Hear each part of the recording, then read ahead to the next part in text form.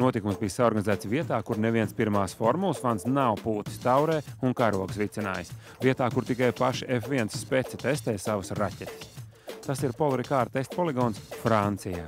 Ļoti moderna trasa, kur viss ir tik smalki ierīkots, ka pat tiesnešu trases līkumos kļuvuši lieki. Visu redz galvenais tiesnesis savos monitoros, un viņš arī padod zīmes ar krāsainām lampām, kuras aizstāja dzeltenos un sarkanos karogus trasē.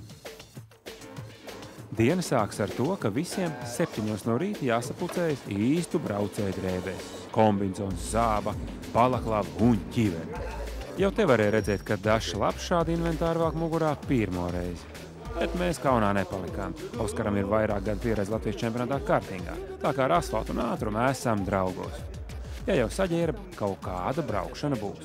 Un ko tu domājies? Pēc nelielas instruktāžas visus sasēdim pie stūras Renault 2 litru formulām un paziņo, ja labi brauksiet, tiksiet arī pie stūras Renault pirmās formulas mašīnai. Tā nu braucam ar 200 zirgspēku 2 litru formulu un cenšamies izdarīt visu pareizi, lai tiktu pie solītā brīnuma. Bet vēl viens pārbaudījums būs pēc brauciena trasē.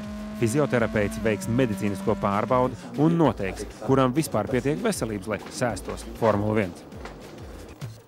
Tā nu pēc 3 braucienu sesijām ar 2 litru formulu un reakcijas pārbaudi, kur mūsējs nepalika kaunā un uzrādīja labāko tās dienas rezultātu, sākās F1 braukšanas teorijas nodarbība. Jo tas, ka tu spēj pabraukt ar parasto 2 litru formulu, vēl neko nenozīmē. F1 vadās pavisam savādāk. Grūtības sāks jau pirms motoru iedarbināšanas. Pilotam jāspēj noturēt akceleratoru pedāli konkrētā ļoti šaurā pozīcijā, un jau ar šo uzdevumu daudziem bija grūtības. Braucot, iztiek bez sajūga pedāļu spaidīšanas un roku atlaišanas no stūres. Ātrumu pārslēdzas ar lāpstiņām turpat uz stūres. Informācija bagātajiem. Šādu stūru maksā no 60 līdz 80 tūkstošiem eiro. Ļoti smalka un ārkārtīgi droša tehnika. Interesanti ir arī apstāšanās. F1 bremzes sāk normāli funkcionēt pie 800 grādiem Celsija. Tātad, lai tāds bremzes vispār pamostos, ir pamatīgi un agresīvi jāspiež pedāls jau pašā pirmajā brīdī. Tad bremzes sakarst un sāk savu darbu. Bet tikko tur nokavē to brīdi, kad bremzes sāk darboties, riteņš sabloķējas un parādās tik bieži redzētie dūmi no riepām. Gāzes pedāls arī ir nenormāli jūtīgs. Nospiedīs pedāli kā mašīnā pa kādu centimetru, uzreiz 5000 apgriezienu klāt.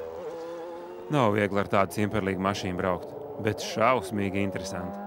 Labi, ka mūsu pārstāvim Oskaram Miķelsonam ir vairāk gadu pieredze Latvijas čempionātā kartingā, jo tā vienkārši iekāpt no ielas mašīnas formulā būtu ļoti grūti.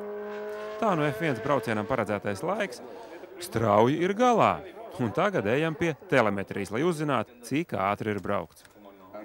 Ir labi. Ar bremzu un akceleratoru ir strādāts kā nāks, un ātrums taisnē bijis virs 250 km/h. Bet ar to vēl viss nav galā.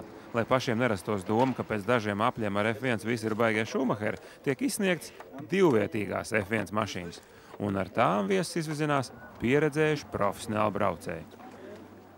Interesanti, ka 2-vietīgā mašīna nav diezko garāka par parasto, jo te pilots sēž pasažierim praktiski klēpī. Nav tikai skaidrs, kā viņi tiek ārā pēc avārijas. Nu, lūk, un tagad tiešām rodas apjausma, kā te bija jābrauc, un katrs saprot un novērtē, cik smags darbs ir tādām pirmās formulas braucējiem. Ir gan arī jautri.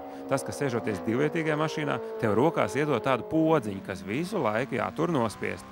Tas domāts, ja nu tev kļūst slikti un tu paģīpst, tad pilots redzēs, ka es pogu atlaidis un apstāsies. Jauki, vai ne?